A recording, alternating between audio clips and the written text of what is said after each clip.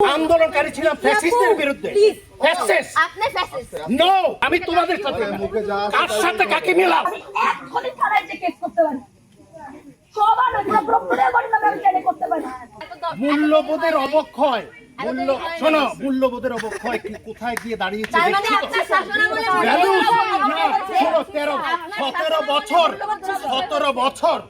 17 বছরের মূল্যবোধের অবক্ষয় টানছে। আমি বলি 17 ইয়ার্স ফ্যাসিস্টদের মধ্যে ছিলাম। ওদের বিচার, ছাত্রদের বিচার, যত অন্যায়কারী আছে একটা লোককে ছাড়া হবে না। আমি এখানে থাকার জন্য আসি, ইনশাআল্লাহ 100 এটা বছরের বিচার মধ্যে করার জন্য, যেটা ন্যায্য সেটা করব। নিয়মের বাইরে একটা পা আমি যাব না। 24 সালে যখন আপনি আন্দোলনকারী ছিলাম ফ্যাসিস্টদের বিরুদ্ধে। ফ্যাসিস্ট আপনি ফ্যাসিস্ট। No, of course. আমি এই যে এইভাবে তোমরা যেভাবে আসছো, তোমরা যেভাবে কথা বলছো, এই মিডিয়াটাই প্রত্যেকটা সাধারণ মানুষকে দেখাও একটা উপাচার্য কয়দিন ধরে দাঁড়াই আছে। কোন উপাচার্য পাইছিলা? এই যে আগের উপাচার্য, এখানে সব বাচ্চাগুলা মারতেছিল, ওই লোকটা বসেছিল ভিতরে। আর আমি তোমাদের সাথে কার সাথে কাকে মিলাও? আমি এখানে দাঁড়াই, আমি দাঁড়া থাকবো। আমি রাস্তার আমি এগুলো ঘৃণা করি। নাটক না, নাটক তোমরা যেমন পারো, আমি নাটক, তোমরাও নাটক। আমি নাটকের লোক, আমি আন্দোলনকারী, এখনো আন্দোলন।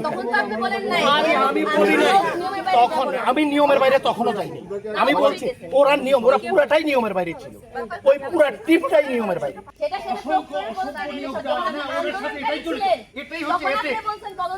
আরে বাদ দাও, এটাই হচ্ছে ঠিক। আমরা এরকম অসভ্য নিয়োগ বাণিজ্য, শোনো, নিয়োগ বাণিজ্য এটা সেটা এগুলো করি না। আমাদের কাছে নীতি নৈতিকতা বড়। আমার 100% সারা জীবন 24 সালে যে অন্যায়কারী অবস্থান ছিল, অন্যায়কারী, এবং 16 বছর 17 বছর ফ্যাসিস্ট যারা ছিল ওদের বিচার করছি আমি। ওরা আর আমরা একটা। 24-এ আমি করি নাই, সরকার করেছে। না, আমি